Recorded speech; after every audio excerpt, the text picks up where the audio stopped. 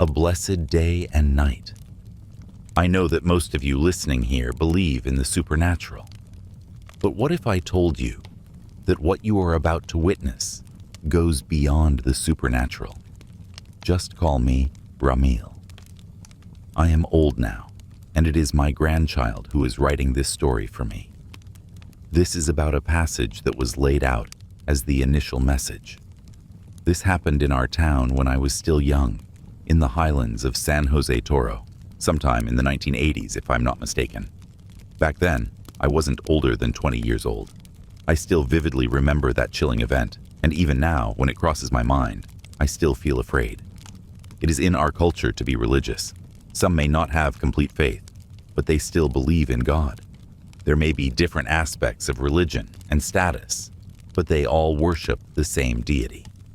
However, there are also those we assume to be faithful, but we do not truly know if they are worshiping the real God. You see, our family was deeply devoted to faith. Almost every 3 o'clock, 6 o'clock, and 9 o'clock in the evening, we would pray at our altar. It was brief, but I noticed how different we were from what I usually saw in our neighborhood. At night, during prayers, we would turn off the lights. It made us seem like a cult. As a follower back then, I had no complaints. Neither did my mother, nor my 2 siblings. All of this was under the influence of my father, whom we'll just call Osep. He was the one who imposed these practices on us. He even designated a room in our house as an altar. Sometimes, our father would take us to a place where other people shared the same intense faith as us. The only one left behind was our mother, whom we'll call Malona. This place was far, about a 2-hour journey. You wouldn't think that such a remote area would have a large house. Beneath it, there was an area that looked like a chapel. There were a few houses scattered around, but they were far apart. The only place we ever visited was that large house. They would hold gatherings inside, but my siblings and I were not allowed to join. We would stay outside that house, which felt like it was inhabited by unknown entities. The house had 2 floors, some parts already covered in moss. Both levels had verandas. These meetings would last until nighttime, around 7 p.m. Whenever our father, Osep, came out, he would always be completely silent. We had visited that place many times, and every time he stepped out, he was incredibly quiet, like he was deeply troubled. He would keep glancing at us with a sadness so profound that it was impossible to ignore. Then one day, in the afternoon, I had just arrived home when I was met with chaos. That was when I learned that my father, Osep, had died by suicide. He had taken his own life right in front of our altar. His wrists were slashed, and a long blade was embedded in his stomach, inscribed with strange markings. There was even a piece of paper stuck to the wall with writings supposedly addressed to us. The entire house was in turmoil. We were overwhelmed with questions and fear. It was maddening to think about. What was the problem? What was the reason? Why did he take his own life? Before this happened, my father, Osep, had been dropping hints. No matter what happens, he said, family comes first. He claimed he was doing it for our safety. That exact message was written on the paper he left behind. My mother even scolded him, telling him not to joke about such things. It was as if something bad was about to happen. But my father was serious, without the slightest hint of doubt on his face, showing no emotion at all. That was it. A few days later, we were met with the shocking sight of his lifeless body. What was strange was that just hours after his death, people started arriving. Some of them I recognized from the house we used to visit, the place where my father worshipped. They made us all leave, as if we had no right to be there, and only they were allowed inside. My mother, my siblings, and I stood outside, confused. Even our other relatives who came to support us were left with nothing but questions, all of which had no answers at that time. What could we say? Even my mother had no response, except for one thought. Maybe they are performing some kind of ritual. It was terrifying. From outside the house, we could hear them praying, but it wasn't normal. Their prayers were mixed with weeping. Some were singing, but the tone of their songs was full of rage. It wasn't just that. They seemed to be arguing inside. They were shouting at each other. I managed to make out fragments of their conversation. What are we going to do now? What will happen to what we prepared for? We need to find a way. Why was he chosen in the first place? He was weak and lacked faith. It went on for a long time, until around 10 p.m. Eventually, they started coming out of the house, but none of them approached us. They all walked past us with their heads down, silent, until they disappeared from view. Our minds were blank. None of us could even form an opinion on what had just happened. We could only think about taking care of my father's remains. The grief we felt was overwhelming. That much was expected when a loved one dies, right? Losing a father, the head of the family, and the one who supported us, was unbearable. Even though my father, Osip, was a quiet man, he was generous and responsible. We had so much respect for him. But do you know what was strange? At the wake, despite being embalmed and drained of blood, my father looked as if he were merely sleeping. His body remained intact, showing no signs of bloating. Normally, when a person dies with wounds, the body swells, but not him. I don't know why, but that's what I usually see happen. Except in his case, a week after the burial, something even stranger happened. All of us had the exact same dream.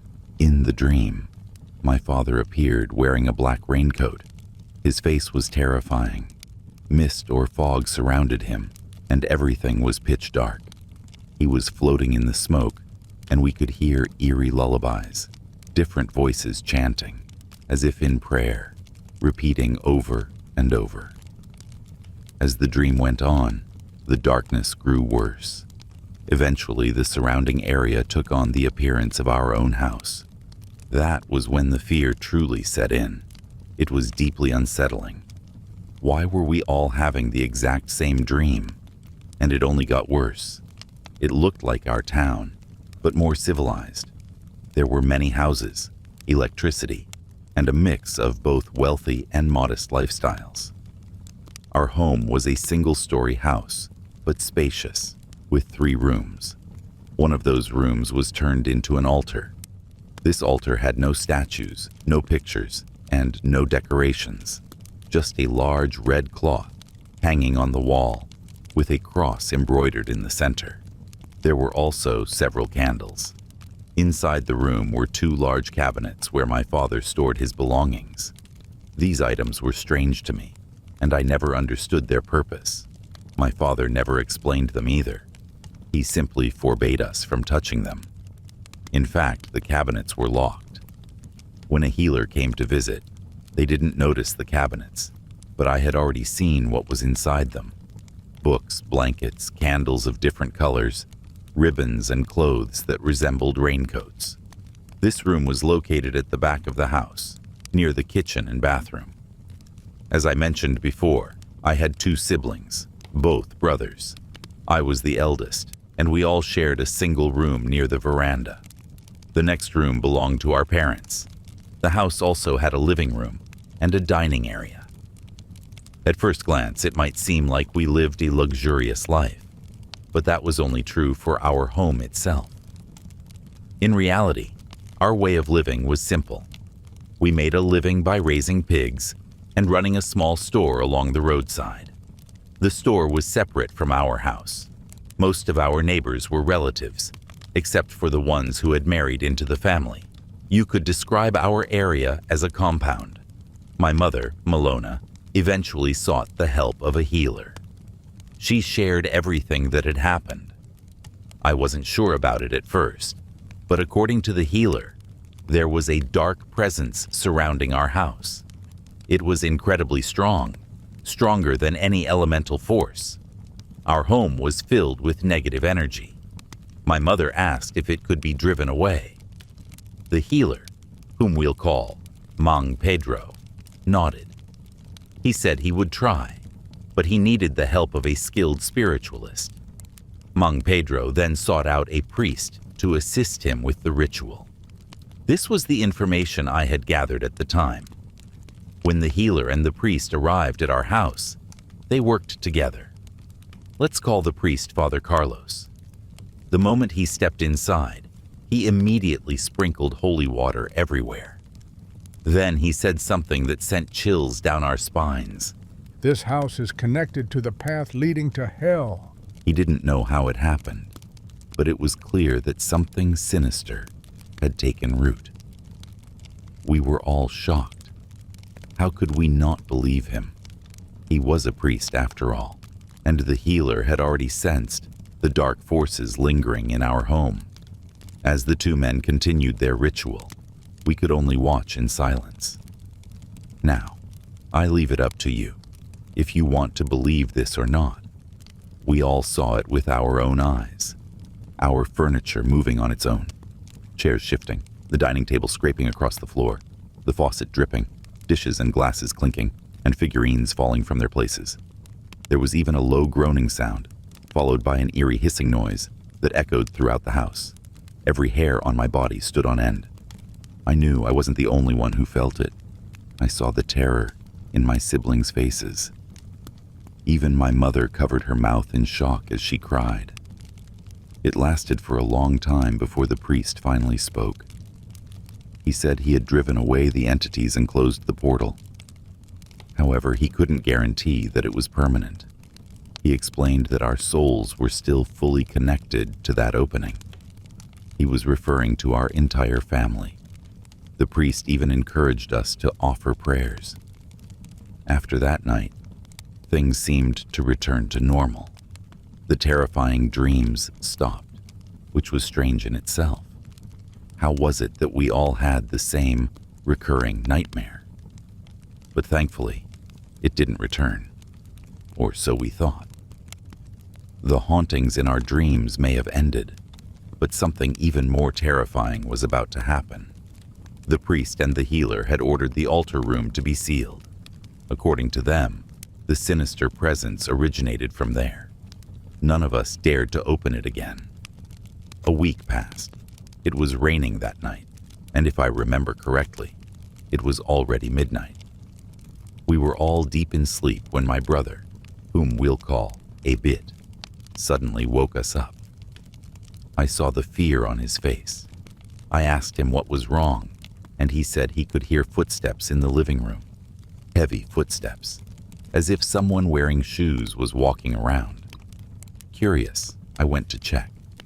I didn't turn on the lights, but there was a faint glow from the kitchen, which would have made it easy to spot anyone. But there was no one there. I told my brother he was probably just imagining things. The next morning I woke up groggy, still wanting to sleep, but my drowsiness vanished instantly when I saw something shocking. On the floor, muddy footprints, shoe prints made from dried mud. I was the first to see them. And then, when I turned my attention to the back door, I noticed something strange. It was 5 a.m., and the day had just begun. My mother was already awake, but I knew she was still saying the prayers that Father Carlos had instructed her to recite. I peeked into her room and saw that she had just finished praying. I quietly told her everything. She was just as horrified as I was. Think about it. Those footprints came from outside. Who or what left them? A person. Who was it? And why were they wearing shoes? We searched the entire house. My siblings helped, moving through every room. Nothing was missing. What was even more unsettling was that the footprints had no exit trail. They only led into the house. There were no prints leading back out. This meant it wasn't a thief. Nothing had been stolen. We all had the same thought. Something supernatural had entered our home. We told no one, not even our relatives. We wanted to observe if it would happen again.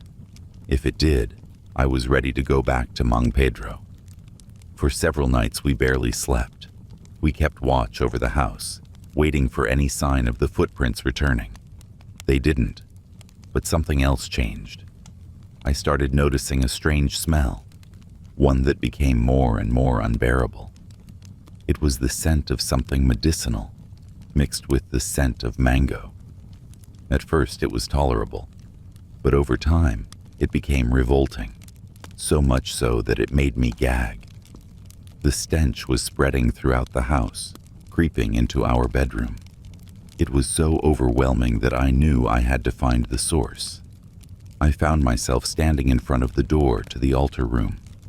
I leaned in and took a deep breath near the crack of the door. That's when I realized the awful stench was coming from inside. I immediately told my mother. I also asked her if we could open the room.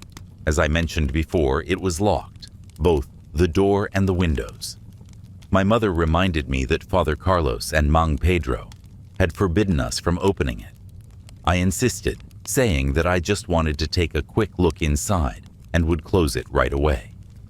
She hesitated. Then she told me that if we did this, it had to remain a secret. We shouldn't tell my siblings. She retrieved the key. I was nervous, but I gathered my courage to see what was inside. When I turned the knob and slowly pushed the door open, the smell hit me like a wave, far worse than before. It was unbearable. It smelled like ammonium, mixed with something rotten. The stench was so strong that I instinctively shut my eyes for a moment, feeling dizzy from the overwhelming odor. There was even a metallic tang to it, like blood. I wanted to close the door again, but something inside me pushed me forward. I had to find out what was happening in that room. When my vision adjusted, I scanned the inside. There was nothing there. No visible source for the foul smell. My mother and I looked at each other, confused. Why did the room reek so horribly if there was nothing in it? I asked her for permission to step inside and investigate further. She didn't say anything, but I could tell from her expression that she was reluctantly agreeing. I took a deep breath, steeled myself, and entered. I moved carefully, scanning every corner, but still, nothing. Yet the smell remained, suffocating and thick. It was disturbing, and the mystery of it all made my skin crawl. I couldn't stand it anymore. I stepped out and had my mother lock the door again. As I thought about it more, I considered that maybe something inside the cabinets had fallen and spilled, causing the odor. It wasn't an unreasonable guess. After all, I had no idea what kind of things my father kept in there. That night, my siblings and I huddled together, arguing over what we were hearing. We could hear knocking sounds, the kind that echoed through walls, like something or someone was pounding on them. I got up and went to investigate. I saw my mother peeking out from her bedroom door. She looked terrified, on the verge of tears. I grabbed a plastic stool, preparing myself. If anything tried to come out, I was ready to strike. As I approached the altar room, I realized the knocking sounds were coming from inside. More specifically, they were coming from the cabinet. I stopped. I didn't dare enter. I told myself, this is different. This is something else. Tomorrow, I would go see Mang Pedro. Thankfully, after a few moments, the knocking stopped. I returned to our sleeping area and saw my mother there, waiting. She told us to gather together, to stay close. She was scared. I hugged her and reassured her, telling her not to worry. After all, I was there. I took it upon myself to protect them. No matter what happened, I wouldn't let anything harm them. I let my siblings sleep, keeping watch over them. I stayed awake, listening. That's when I noticed it. The room was getting colder. This was real. The chill seeped deep into my bones. I wrapped myself in a blanket, sitting by the window, thinking everything was fine. But suddenly, a whisper sent shivers down my spine. It sounded as if it came from beneath the ground, a strained, gasping whisper, like someone on the verge of death. I shook my head, trying to convince myself it was just my imagination. But then, something scratched against the window. Slow, deliberate, like a hand dragging its nails across the surface. It was right behind me, and as this happened, the whispering continued. I couldn't tell if it was whispering or groaning, but it was definitely coming from outside. Fear gripped me, but curiosity won over. I needed to know if this was real or just my mind playing tricks on me. I threw the window open in one swift motion, and what I saw shook me to my core. Believe it or not, I saw a figure, a melting figure. Its face was covered in dirt, like it had been buried.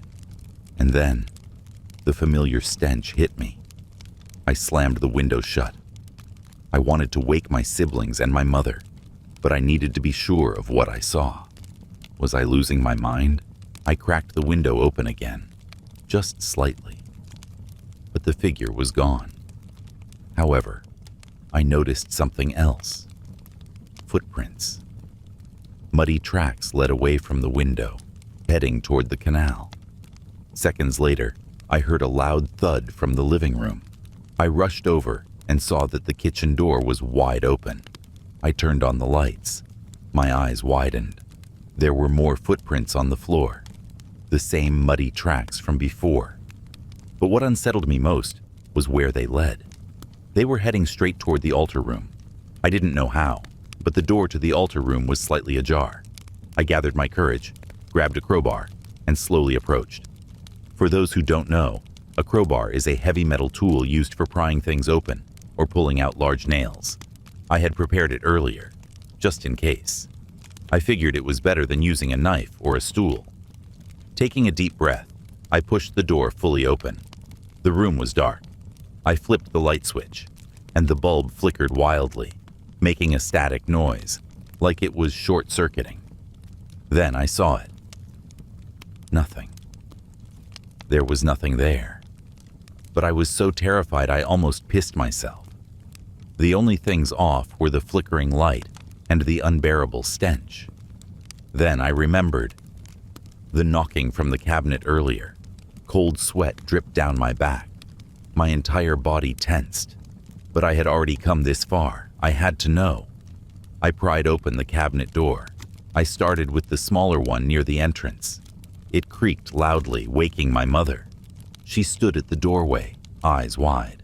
"What are you doing?" She asked, her voice trembling. I told her I had seen something.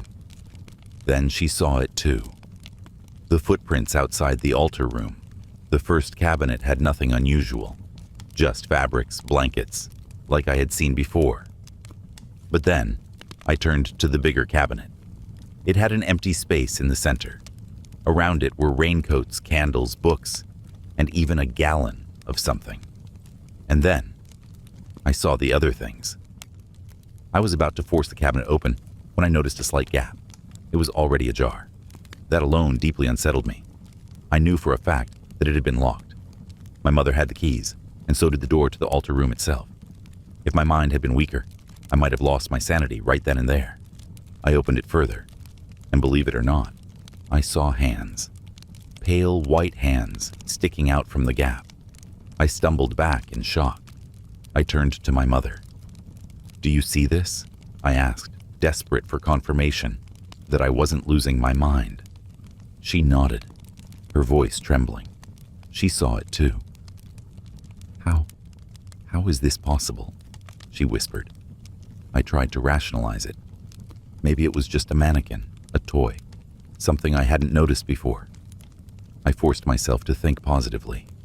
I gritted my teeth and fully opened the cabinet. And that's when I almost fainted. Inside the cabinet, sitting in a slumped position, was a person, a corpse, and not just any corpse. It was my father, Osip. You can call me a liar, mock me, but I swear on my life, I saw him. His face was decayed, his skin sunken, his eyes shut but leaking a foul liquid. His entire form was rotting, his features barely recognizable. And worst of all, the stench in our house was coming from him. I choked back sobs as I stared at him. He was wearing shoes, the same ones he had on when he was buried. I realized something horrifying.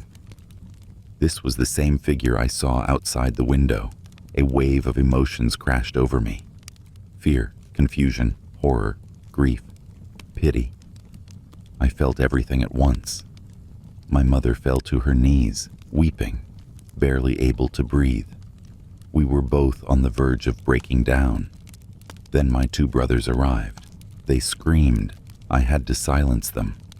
"Be quiet," I snapped. "The neighbors are close. They'll hear us."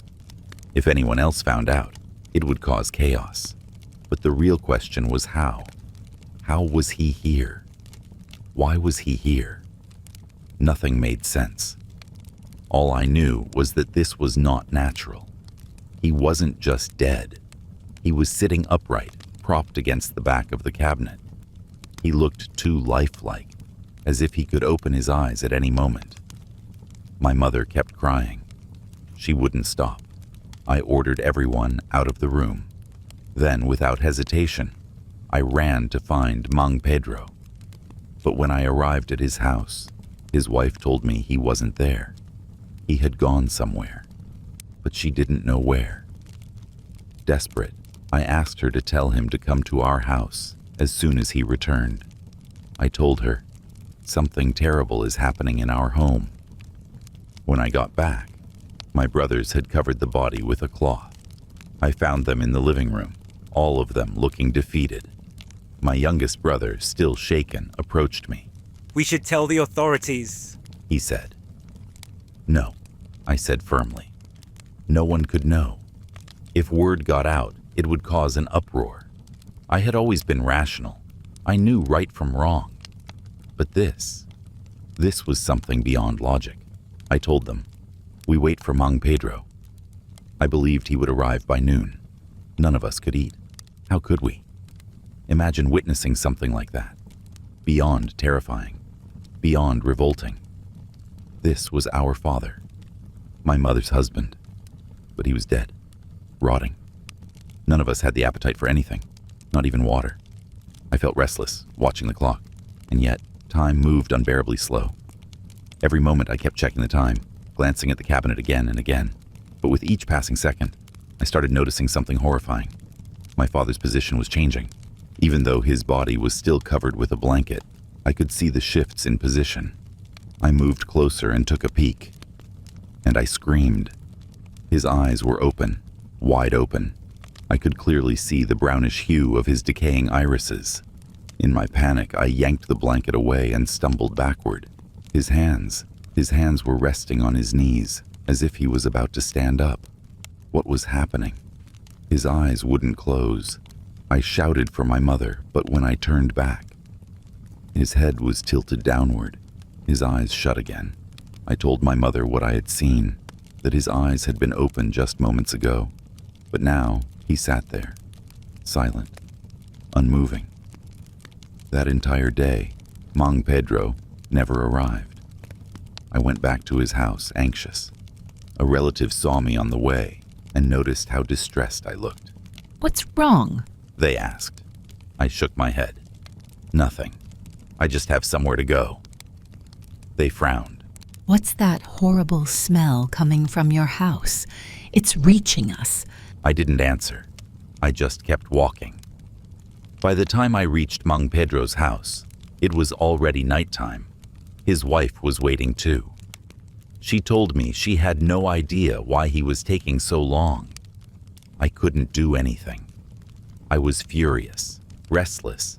We were suffering, trapped in our house, with something unnatural. When I got back home, my mother and siblings were drinking coffee. They said it was all they could manage. They couldn't eat anything.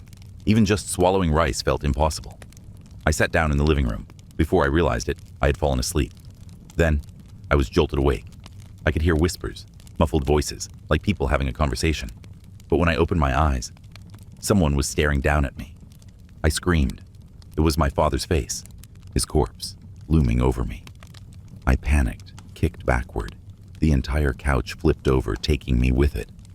When I scrambled to my feet, he was gone. My mother and brothers rushed to me, alarmed. I broke down in tears. I couldn't hold it in anymore. I had reached my limit. If I didn't cry, I felt like I would go insane. Even as I sobbed, I forced myself to go back to the altar room. The flickering lights had stopped. The corpse was still covered with the cloth my siblings had placed over it. The cabinet door was slightly closed. I only checked to make sure he was still there. A horrifying thought crossed my mind. What if he had already left? But no, he was still there. A few moments later, I heard a voice. Mang Pedro. I ran to the entrance to meet him, desperate, trembling, barely holding myself together. Why did you call me here, Ramil? Mang Pedro asked as soon as he arrived. Mang Pedro, you need to see something, I told him. I pulled him inside the house.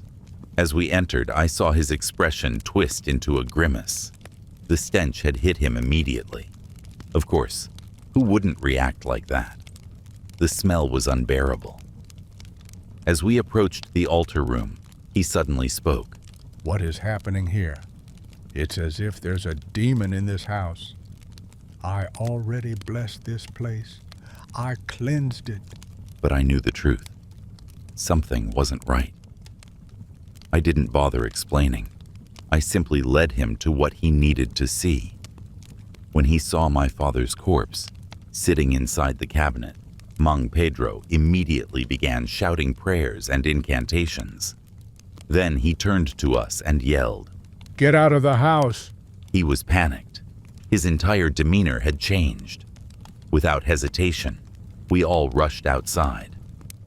By then, some of our neighbors had gathered, peering out from their homes, watching us with curiosity. Some of them even asked me, What's going on? I forced a smile. Nothing. Please just ignore it. But I knew that wouldn't stop them. People were naturally nosy. I just hoped they wouldn't come any closer. After a while, Mang Pedro stepped outside. We need to go to your father's grave. Light a candle there. He was furious. Why didn't you come to me sooner? He snapped. I explained. I went to your house twice. You weren't there. That doesn't matter. Before anything like this happens, you should have come straight to me. This is a huge problem. If we don't fix it, all of you will end up like him. His words sent a chill down my spine. Go! Light a candle at his grave. I'll follow soon. I didn't waste any time. I grabbed a candle while he instructed my brother to fetch his son, Ismail, for help. Then I ran to the cemetery. When I arrived, I froze. My father's grave had been broken open. One side of the tomb was shattered, as if someone had smashed it with a sledgehammer. I stood there speechless. Who had done this? How did this happen?